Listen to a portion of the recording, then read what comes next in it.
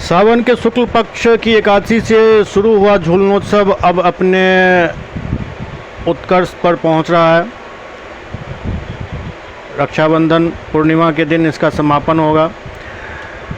इस दौरान मझौलिया स्थित राम जानकी मंदिर पर चल रहे झूलनोत्सव में काफ़ी संख्या में ग्रामीण पुरुष, महिला, बच्चे सभी भाग ले रहे हैं। और अभी जो वहाँ का नज़ारा है वो पूरा भक्तिमय हो चुका है।